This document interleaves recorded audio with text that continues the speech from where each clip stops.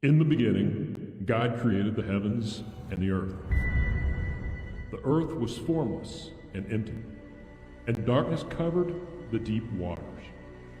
Then God said, "Let there be light," and there was light. And God saw that the light was good.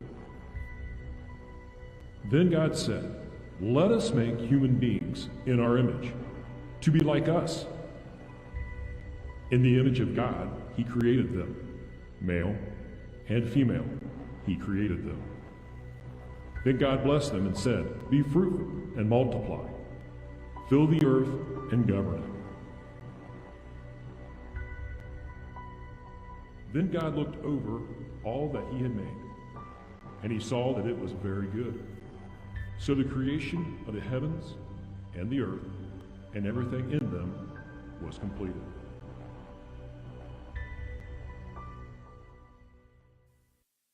Welcome. I'm glad you're here. I'm glad you guys at home are with us this morning. We're diving into our First Things First series. I want you to think about words for just a second. In our language, there are some words that are just fun words. We might think of them as light words or happy words. We hear them and they make us feel good. Words like puppy dog or chocolate or weekend or the beach. These words they just kind of make us feel good. But there are also words in our language that are more ominous and foreboding. We might think of these as dark words or stressful words.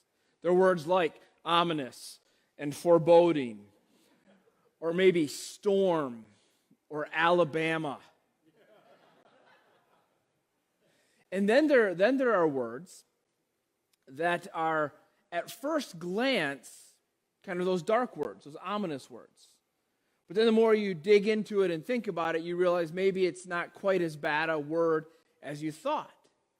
And so this morning, we're actually going to take one of those kinds of words and unpack it. And the word is separation.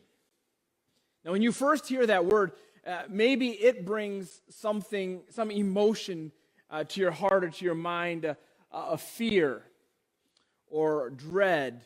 Or maybe it's a bad memory or just something about that word that doesn't feel good to you.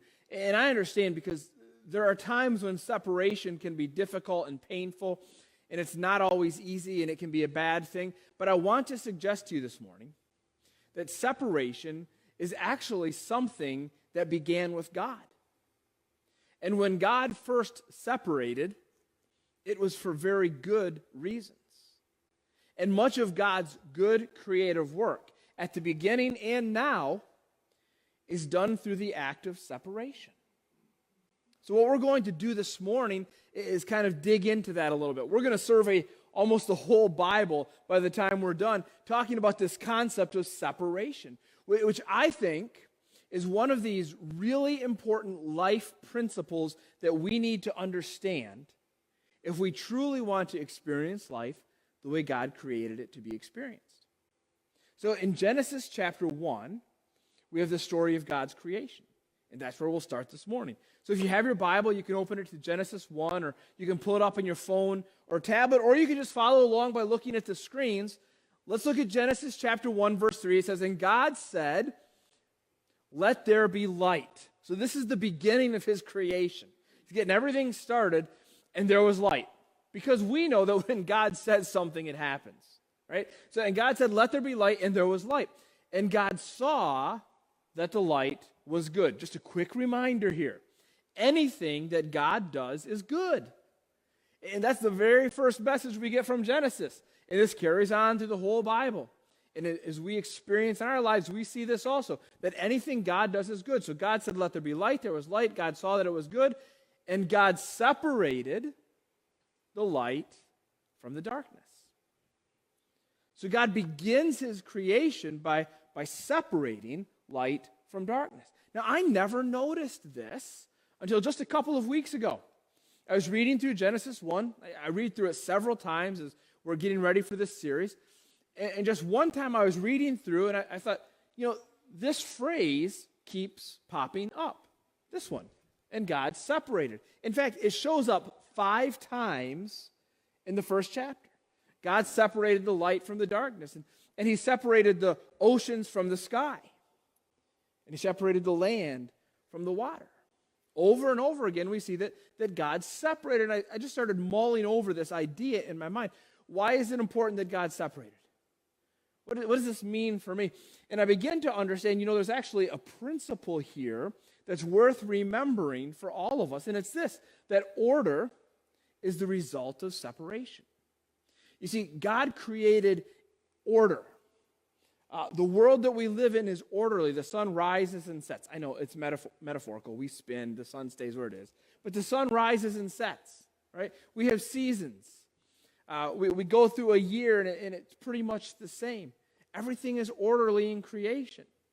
Trees grow, they drop leaves, the leaves die, they sprout new leaves.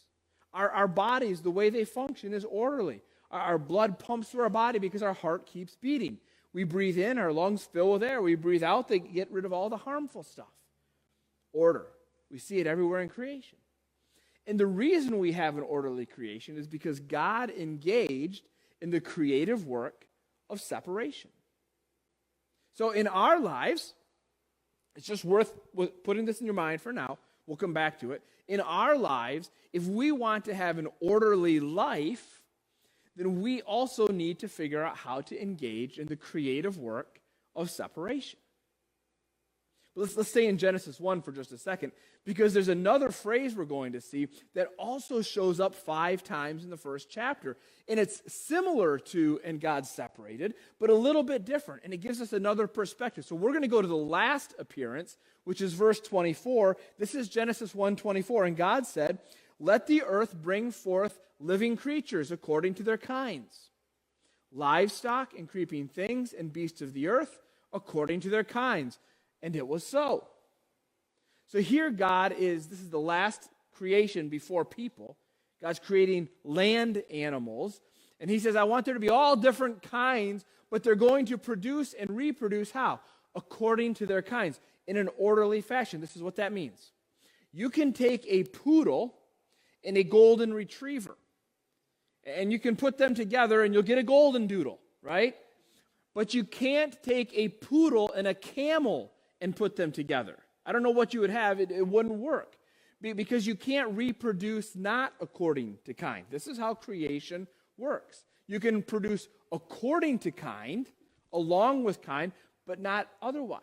Again, this is God making an orderly creation instead of a chaotic creation. And again, this concept that God separates into groups, right? He separates according to kind. This is a powerful life principle for all of us to understand, because this is how God's creation works. One of my favorite authors, his name is Tim Challies, he says in one of his books, "A home for everything, and like goes with like." Now, he's actually talking about how he organizes his life here, but the principle is one he takes from Genesis 1. That God separates everything and puts everything into categories like according to like. Now science is actually based on this principle. Our ability to understand our creation, nature, is based on this principle. We have this thing called the taxonomy of classes, or whatever you want to call it. And some of you will know what I'm talking about. Some of your eyes are going to glaze over when we talk about this. But we have these things called domains and kingdoms and phylum. I got to work hard at this because I'm bad at science. Classes, order, family, genus, species. I got it. I get an A in biology. Some of you are like, what is he talking about? Some of you are like, yeah, I know exactly what you mean. This is how we order and study creation. We group things, we separate them and say, this is how our world exists. Every living thing fits into these categories. And that's because God created it that way. But the same principles apply in life, right? So if I have a lot of clutter in my house, the way I get rid of the clutter is right here. I do what God did. I separate and order. A home for everything, and like goes with like. In fact, I do this a couple of times a year with my closet. I separate out my clothes. All right, so here are the clothes I don't want to have anymore because either I don't wear them or they're no good, and they either go in the garbage or to Goodwill or something like that. Here are the winter clothes, and it's winter, so I need these, and here are the summer clothes, so I'm going to put them away until time comes to wear them again. What am I doing? I'm doing God's work. I'm separating and I'm ordering. All right, so just think about this. If you're still living at home with your parents, I'm talking to like high schoolers, middle schoolers, and they tell you to clean your room or do the dishes, they're actually asking you to do God's work. So you should be like, wow, my parents really think a lot of me that they would ask me to do God's work. You know, we do this in our jobs, right? We separate and we order. We have file folders, and now on our computers we have files. We do it in accounting. We break things down into different accounts, and we give them numbers, and we do all that. Football teams do this. As Ohio State gets ready for their big game tomorrow, what do they do in practice? They separate and they order, right? Wide receivers, you go over here. Linemen, you go over here. Defensive backs, you go over here. And we're all going to work on our parts of the game. Orchestras do this. The flutes, you sit here. Trumpets, you're over there. Saxophones, we don't really need you. Right? Percussion, you go in the back. This is a part of creation. This is what God does to make our world into what he wants it to be. And it didn't just happen at creation. If you look at God's work in history, his work is this work of separation. Think all the way back to Abraham. Remember Abraham? God comes to Abraham and he says, Abraham, I want you to separate from your family and from your home and from the land you live in, and you're going to go somewhere else, somewhere different, because I have big plans for you. Later in Genesis, we meet this guy named Joseph who gets separated from his family. His brothers actually sell him into slavery. And so he's separated from his family, and he's thinking, oh, this is bad. I've been separated. But the reality was God separated him so that later on he could provide for his brothers. And the same with Moses. Moses got separated from his family as a baby. And he had to grow up with the Egyptians, separated from his people, separated from his heritage. But God knew what he was doing because he had big, big, big plans for Moses. Later on, Moses led the people out of Egypt, and God said, I want you to be my separate people. So I'm going to separate you so that you can be a nation and a kingdom of priests. You can represent me to the whole world. And then out of that group, he took the Levites and he separated them and said, I'm separating you from everybody else so that you can lead my people in worship. And much later in the Bible, Jesus picks out these 12 guys. We call them the disciples or the apostles. And he says, I'm separating you out so that you can live with me and walk with me and talk with me and learn from me so that when I go back to the Father, you can change the world. You see, God's work is a work of separation from beginning to end. And when we find ourselves being separated by God, we can know that it's for our own good. Let me show you what I mean. Ezra chapter 9. Remember we studied this last year around this time. We were looking at the books of Ezra and Nehemiah. And Ezra has come to Jerusalem from Babylon. And he's helping rebuild Jerusalem after a catastrophic battle and war. And he starts to meet the people. And it says, after these things had been done, the officials approached me and said, the people of Israel and the priests and the Levites have not separated themselves from the peoples of the lands. See, one of God's commands to his people was, I want you to be separate from the other nations. I don't want you to marry people from other countries.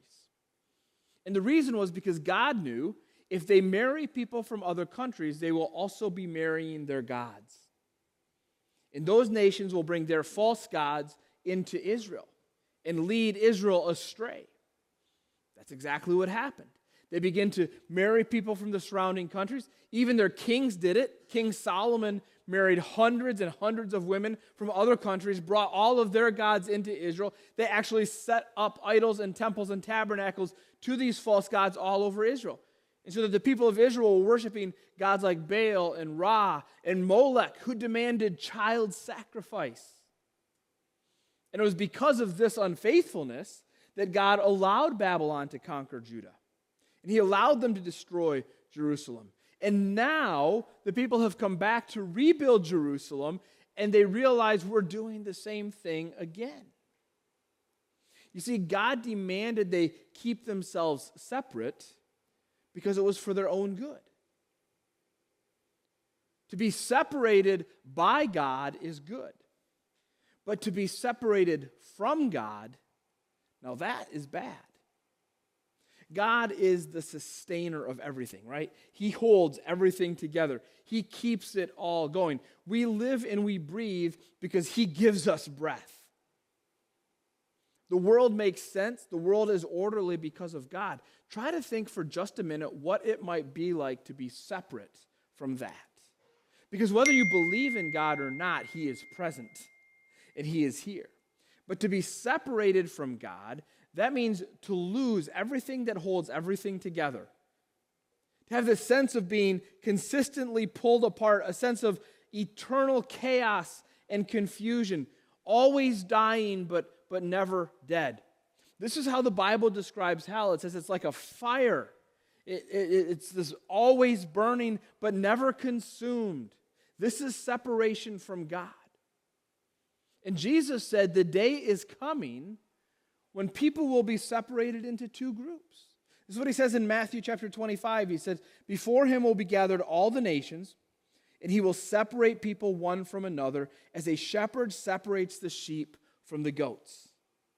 Jesus said at the final judgment, everyone will appear before the throne of God, and He will separate them into two groups. And one group will go into eternity and forever be with God, in relationship with Him, experiencing life as it's meant to be lived. But the other group will eternally be separated from God, eternally separated from everything that makes sense, eternally in a state of chaos and confusion, eternally dying but never dead. And understand, the Bible is very clear that God is not desiring that any should meet that fate. And this is why He sent Jesus, because Jesus came and suffered the ultimate separation on our behalf. As He was hanging on the cross, He said, my God, why have you forsaken me? In this incredible moment of time, Jesus experienced separation from God so that we do not have to. And if we give our lives to Him, then we can look forward to that incredible day in the future when we stand in the throne of God and He says, come and enjoy eternity with me. Because it is not God's desire that anyone be separated from Him. But understand this. If you are someone who says, I'm glad that Jesus did this for me, and I've given my life to Him, and so I'm in this category of I've been separated from the world by God. Just like Israel was separated from the world, I've been separated from the world by God. If you are one who has been separated by God, then you must live a life that is separated. Because why should I expect to be separated from the world in eternity if I'm not separated from the world now? So one of the most obvious markers, one of the clearest evidences that a person has been separated by God is that a person lives a life separated from the world. Now, let's take a time out for a second, okay? Because Christians get this wrong a lot. So I want to be really careful that we don't misunderstand what it means to be separated from the world. Okay, some people think that to be separate from the world means that we sit in judgment of the world, right? That we talk about how bad everybody around us is, and we condemn them and tell them they're awful. That is not what it means to be separate from the world, right? People around us, they're accountable to God, not to us. So it's not our job to judge. It's our job to love. It's our job to point them to Jesus. To be separate from the world does not mean to be removed from the world. You see, sometimes Christians think, well, we need to just completely be apart from the world. So we want to have no interaction with them or as little interaction with them as possible so that we can avoid them and not get their dirt on us. That's not what the Bible teaches either. The Bible is very clear that we are to be living in the world. God has us here for a purpose. We are to be in the world, but different from the world, so that we can influence the world for good. This is what it means to be a separate person. I live in the world. I engage with the world. I have friends. I have lots of people that I know. I'm engaged in the world, but I am different from the world. so that I can influence the world for good. I want to take some time here to look at 3 verses in the New Testament that talk about what it means to live a separated life, this kind of a separated life, how it is that we can live differently than the world around us. All right, the first one is in 1 Peter chapter 2, verse 1. Peter says, therefore, rid yourself, that means separate yourself, rid yourself of all malice and all deceit, hypocrisy, envy, and slander of every kind. Now, I want you to look at this list. I want to suggest that everything on this list, so malice, which is what? It's just like being an angry person, always lashing out at people, being hateful, just the kind of person you don't want to be around. Deceit, not telling the truth, hypocrisy, pretending to be somebody that you're not. Envy, wanting what everybody else has. Slander, talking badly about others. All of these things, I believe, all of these things come from one mistake that we make. And it's this: I choose myself over others. Now, this is natural, right? We're born this way. We're born choosing ourselves over others. But when we choose ourselves over others, ultimately, it leads to this, right? The reason I exhibit malice in my life, the reason I'm mean to other people, the reason I speak harshly to other people is because for some reason, I think I can. I think they're worse than me. I think they're lower than me, and so I can treat them poorly. The reason I lie and the reason I can be a hypocrite is because I want to portray myself as someone different than I am, because I want people to like me or I want people to think better of me. The reason I'm envious is because I want what you have. And so for some reason, I think I deserve it more than you. And so I can't stop thinking about, why does that person get that? Why don't I have it? And slander is not all that different. The reason I slander you, the reason I talk bad about someone else, is because I want them to look bad so that I will look better. You see, when I choose myself over others, it leads me to all of these things. So what does Peter say? Peter says, get rid of this. Rid yourself. Every time I read this verse, I think of a garbage truck, right? I mean, we don't often think about garbage trucks as being heroes, but garbage trucks are heroes, right? Every week, isn't it amazing how much garbage you produce in your house? And especially if you have kids. I can't believe our kids have been home for Christmas and now they're starting to head back. And I cannot believe how much more garbage we have when they're in the house. But every week we take our garbage and we bag it up and we get it outside, and then eventually the garbage truck comes along and takes it away. And you know what the wonderful thing about the garbage truck is? It never brings it back.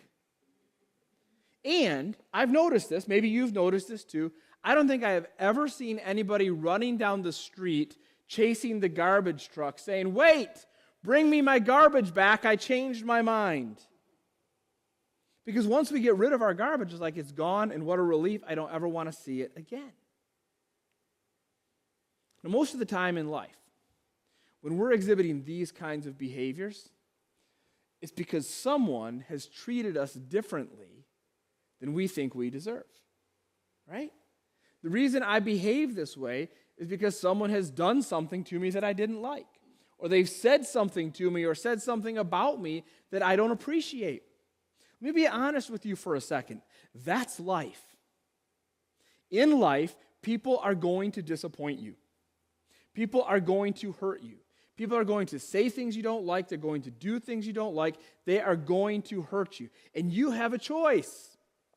You can either take that garbage that they're throwing at you and hold on to it, or you can let it go. You see, the problem is when you start to hold on to all that garbage that other people are throwing at you, eventually it becomes overwhelming, doesn't it? If you never get rid of that garbage that other people are throwing at you, eventually all you have is garbage. That's why Peter says, rid yourself. Let go of it. Let the garbage man take it away. We might call this forgiveness. And it might be the most important element of every successful relationship. And especially if you're married, this is so important that you can let go of offenses. Because over the course of time in a marriage, no one's going to offend you more than your spouse. Because you spend the most amount of time with your spouse. But in a successful marriage, what you learn is, I'm going to let go of offenses. I'm going to let the garbage man take them away. And here's the thing. If you let go of an offense, you have to let it go. You can't chase the garbage truck down the street. And this is what we do sometimes. Well, I'm going to forgive you, but I'm going to keep the right to bring this back up in 6 months. I haven't let go of the garbage. I haven't rid myself. If I want to separate out this kind of garbage from my life, I have to be willing to let go of offense. All right, let's look at another verse. Colossians chapter 3, verse 3. Here's Paul writing, and he says this, put to death. So he's taking it a step further than Peter. Peter's like, my picture for you is a garbage truck. Just let it go. Paul is a little more angry. He's like, kill it.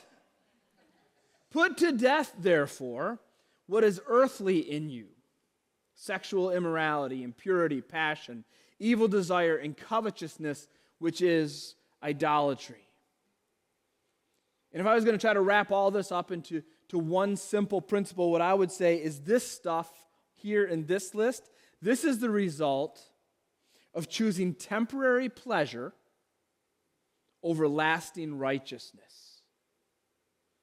Or you could say it another way. You could say it's the result of choosing what feels good over what is good. You know, God created us, and He actually gave us guidelines for living.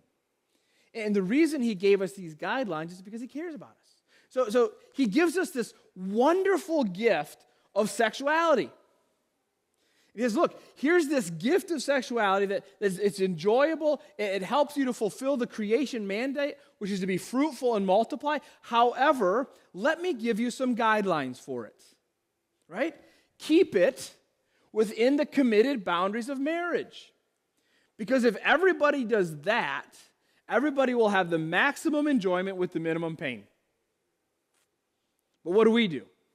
Well, okay, sure. But it feels good to maybe go a little further than the boundaries. It feels good to do it my way instead of God's way. And take this and apply it all the way across the board. If I let my life be ruled by passion, it feels good in the moment, but it turns sour real quick. If I let my life be ruled by covetousness, it feels good just in the moment to think about everything that I want, but eventually it turns to bitterness. When we fill our lives with what feels good instead of what is good, eventually it rots us from the inside out. And that's why God says, look, I gave you these guidelines for life. I'm showing you how to live righteously for your own good. Now, Paul says, look, this is so important. This is so important that you separate this stuff out from your life that I want you to put it to death. I want you to engage in slaughterhouse activity, which seems really violent. But he's making a point here. He's saying, I want you to be willing to do whatever you have to do. Make whatever changes you need to make in order to get rid of whatever it is that's triggering this behavior in your life. Separate yourself from what feels good and embrace what is good. All right, one more verse. This is Ephesians. Still Paul, Ephesians 4:22. He's mellowed a little bit here, right? No more put to death. Just real simple. Just put off your old self. The picture here is kind of getting dressed, okay? Or getting undressed. Put off your old self, which belongs to your former manner of life and is corrupt through deceitful desires. What I want. And here what Paul is saying, look, we run into trouble when I choose what I want instead of what I need. This is Satan's oldest lie. We'll see more about this in a couple of weeks when we look at the serpent's interaction with Eve. But Satan's oldest lie is very simple. It's whatever you want, that's what you need. And when we believe that lie, we end up chasing lots of things that we don't need and that will never satisfy. And so Paul says, look, that's the old way. He says, this is the old stuff. This is you before Jesus. Before Jesus was a part of your life, you chased what you wanted, not what you needed. This is the old way of life. But I want you to take that way of life off. Again, the picture is here of getting dressed. Now, nobody, I don't think, maybe you did, none of you are wearing yesterday's outfit under today's outfit, are you? You'd look a little odd if you were. And certainly nobody is wearing 2 days ago's outfit under yesterday's outfit under today's outfit. Because we all understand this principle in life, right? Before I put a new outfit on, I must take the old outfit off.